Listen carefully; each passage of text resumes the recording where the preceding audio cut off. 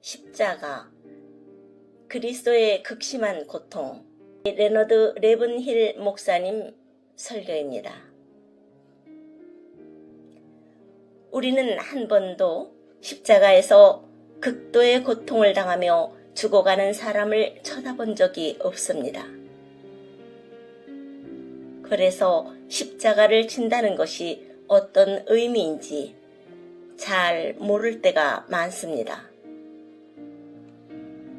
여러분, 어느 누가 십자가에 못 박힌다는 것은 그 사람은 즉각 자기 모든 권리를 잃어버립니다. 박탈당합니다. 당신도 만약 말씀대로 십자가에 못 박힌다는 것은 당신도 모든 권리를 모두 다 잃어버릴 것입니다. 그래서 예수님과 함께 십자가에 못 박힌 바울은 이렇게 말했습니다. 앞으로는 아무도 나를 괴롭히지 말라. 내 몸에는 예수의 낙인이 찍혀있다. 갈라디아서 6장 17절 말씀, 이후로는 누구든지 나를 괴롭게 말라. 내가 내 몸에 예수의 흔적을 가졌노라. 자기가 십자가에 못 박혔으니 나는 어떠한 굴욕과 능력도 능히 감당할 수 있다는 선언인 것입니다. 나는 그리스도의 영원한 노예입니다. 그래서 나 자신의 의지는 없습니다. 나 자신의 권리도 없습니다. 십자가를 진다는 뜻이 바로 그런 뜻입니다. 사도 바울은 직업적인 설교자가 아니었습니다. 설교는 직업이 아닙니다. 설교는 열정입니다. 그러므로 열정으로 설교할 수 없는 사람은 누구든지 설교하지 말아야 합니다. 바울은 전혀 두려워하지 않았습니다. 바울이 어떻게 했는지 아십니까? 저 레이븐힐은 여러분들 중에도 그렇게 하는 사람이 있기를 기도합니다. 바울은 말했습니다. 나는 아버지께 경배합니다.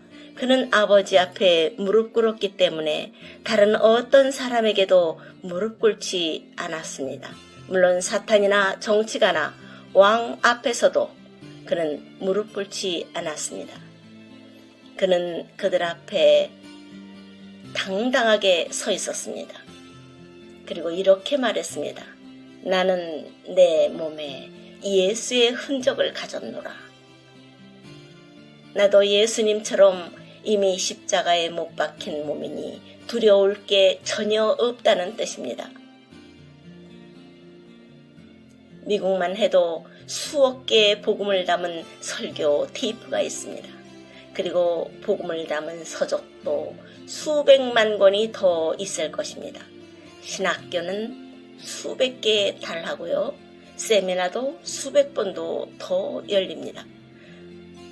그리고 어떤 신자들은 성경을 열심히 암기하고 있습니다. 그리고 매일 또는 일정 시간 성경과 복음을 알려주는 지역 라디오 방송국은 미국에 약 5,000개에 달합니다. 이렇게 많은 말씀을 공급해 주는데도 지금 우리는 영적으로 어떤 상태입니까? 그렇게 많은 설교 테이프, 기독교 서적, 수백 개의 신학교, 기독교 세미나, 설교 방송 등을 통해서 그렇게 많은 말씀을 공급해 주는데도 지금 95%의 신자들은 영적으로 쩔뚝발이인 상태에 있습니다. 아니면 영적인 갓난아기들입니다. 자기 연민으로 가득 찬 영적인 어린아이들. 교회를 오랫동안 다니면서도 언제나 자신의 유익만 추구하며 하나님과 모든 사람이 다 자기를 위해 살아야 하는 지극히 자기중심적인 신자. 주님과 복음과 하나님 나라를 위해서는 전혀 염려할 줄 모르고 항상 자기 이기적이며 자기가 우선인 그런 십자가하고는 전혀 거리가 멀어도 한참 먼 신자들로 가득합니다. 그래서 어떤 신자들은 하나님께서 자신에게 뭘 현실적 혜택을 주시기 때문에 하나님을 믿고 사랑합니다. 이런 기독교를 전파하는 소위 번영의 복음이 지금 미국에 성행하고 있습니다. 사도 바울은 명확하게 말했습니다. 말세 경건을 자기 이익의 재료로 생각하는 자들의 다툼이 일어날 것이라고요. 디모데전서 6장 5절 마음이 부패하여지고 진리를 잃어버려 경건을 이익의 재료로 생각하는 자들의 다툼이 일어나느니라. 그는 기독교의 십자가 복음을 번영의 복음으로 대체해서 믿고 따를 사람들이 생겨날 것을 미리 내다본 것입니다. 과거에 하나님을 최고로 믿고 따랐던 믿음의 선배들 중에는 갈아입을 두 벌 옷이 없었던 사람들도 있었습니다. 도와주기에 바빠서 두 벌 옷을 스스로 가지지 못했던 것이지요. 사도 베드로는 이렇게 말했습니다. 베드로후서 2장 3절 그들이 탐심으로써 지어낸 말을 가지고 너희로 이득을 삼으니 그들의 심판은 옛적부터 지체하지 아니하며 그들의 멸망은 잠들지 아니하느니라. 우리가 사는 이 시대보다 그 말씀이 더 잘 맞는 때는 없었습니다. 세상 복을 받는다는 설교를 해서 너희의 돈을 뜯어갈 것이다 라는 뜻입니다. 최근에 하나님을 위해 건물을 짓기를 원하는 사람이 있어서 제 친구는 그에게 이런 말을 해 주었다고 합니다. 여보게, 내가 조언 한마디만 하자면 몇 년이 지나면 당황하게 될 그런 건물을 지금 과도하게 애써서 지으려 하지는 마시게. 저는 아주 좋은 지적이라고 생각합니다. 꼭 필요한 건물은 당연히 지어야 하지만 제가 보기에는 하나님의 물질이 필요 이상으로 거창한 건물과 수영장과 테니스장 등 부대시설을 갖추는 데 사용되는 것을 봅니다. 저는 구역질이 납니다. 지금 세상에는 못 먹어서 굶어 죽어가는 수많은 사람들이 있는데 또한 물질이 절실히 필요한 선교지가 있는데 건물을 필요 이상으로 웅장하게 짓는 것은 바람직하지 않다고 봅니다. 바울은 결코 복음을 미화시키지 않습니다. 우리가 복음을 복음대로 전파하고 복음대로 살려고 할 때 거기에는 반드시 세상과 격렬한 부딪힘, 심지어는 피 흘림의 대가를 요구합니다. 한마디로 복음은 십자가의 도는 축복의 복음이 아니라 희생의 복음입니다. 복음이 복음대로 복음스럽게 전파되려고 하면 거기에는 반드시 십자가와 그 희생이 수반됩니다. 그래서 복음을 전한다고 하는 것은 희생의 길로 가는 것입니다. 그래서 복음을 전파하는 사명을 받은 저와 여러분은 희생을 가장 고귀한 가치로 여기고 오늘날 매일을 살아가야 합니다. 복음의 가치는 성공이 아닙니다. 희생입니다. 성공에서 아무런 열매가 없습니다. 희생할 때 한 알의 메랄이 30배, 60배, 100배를 맺는 것입니다. 우리는 이 세상에서 가장 소중하고 존귀한 사람의 영혼을 다루는 사람들입니다. 천국으로 가는 길은 단 하나뿐입니다. 그러나 지옥으로 가는 길은 수백만 개입니다.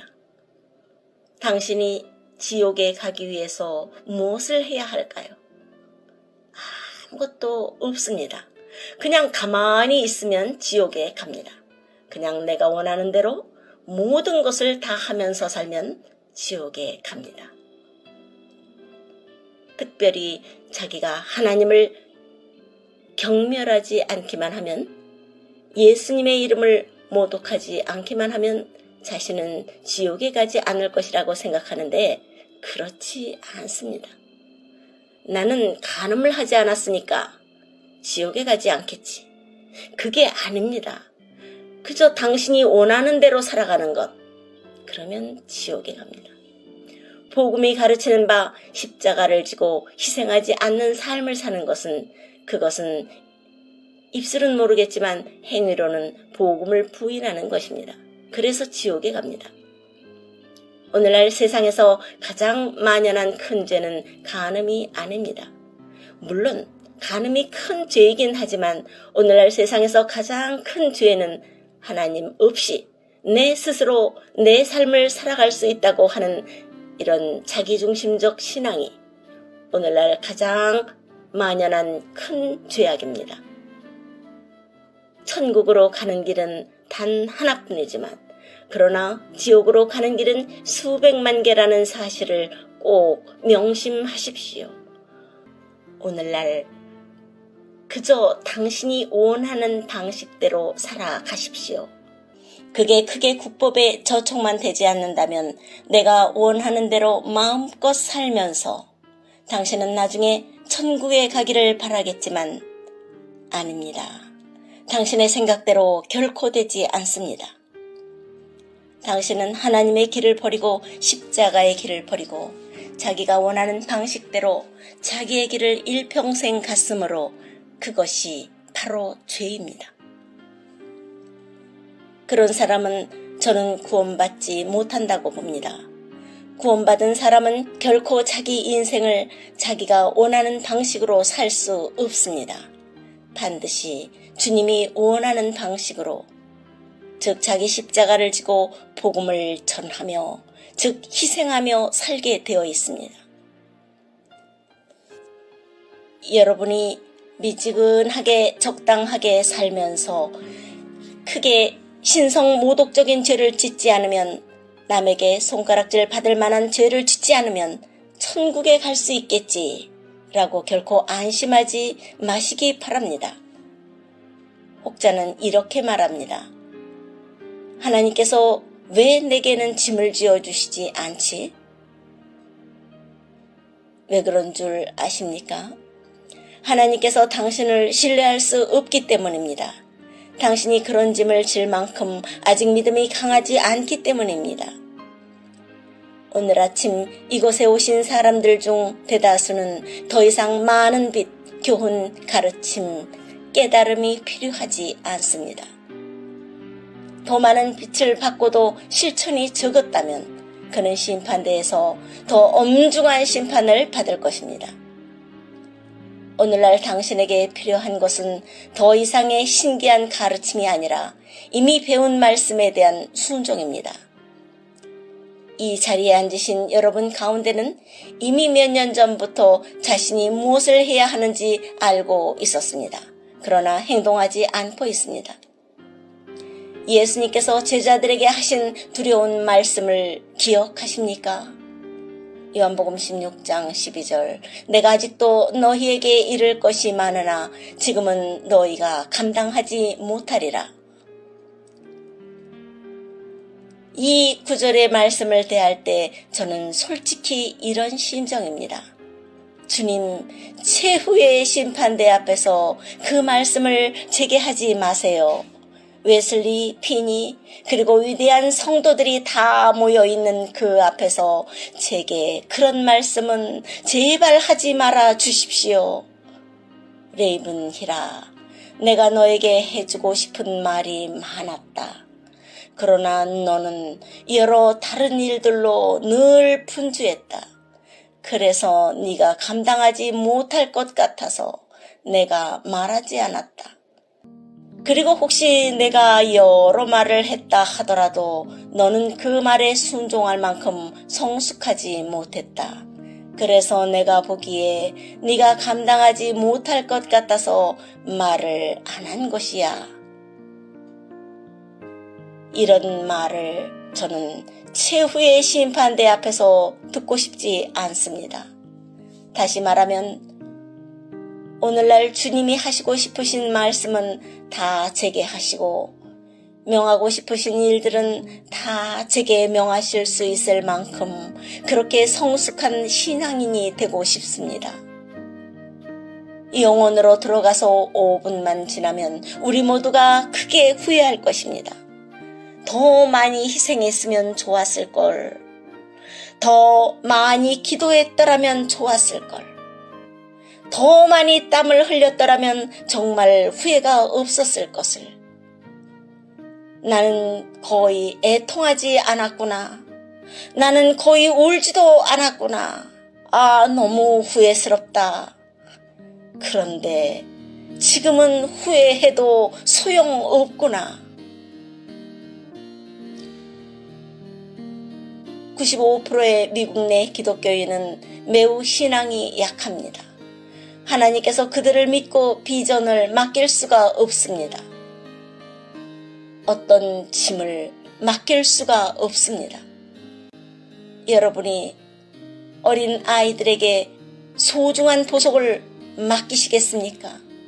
용기가 필요한 일, 핍박과 환란에 맞서는 믿음, 희생이 필요한 일을 맡기기에는 그들은 너무 약합니다. 두려움이 많습니다. 그들에게 짐을 맡길 수 없습니다. 맡기기만 하면 그들은 곧 무너져 내릴 것입니다. 그러니 못 맡기는 것이지요. 그렇게 안 되면 안 되는 대로 살다가 우리가 영혼으로 들어가서 5분만 지나면 우리 모두가 후회할 것입니다. 더 많이 희생하지 않았고, 더 많이 기도하지 않았고, 더 많이 땀 흘리지 않았고, 더 많이 애통해하지 않았고, 짐을 지고 가다가 무거워서 더 많이 울지 않은 것을 우리 모두가 후회하게 될 것입니다. 정말 후회하시겠습니까? 후회 안 하실 자신 있으십니까? 할렐루야. 아멘.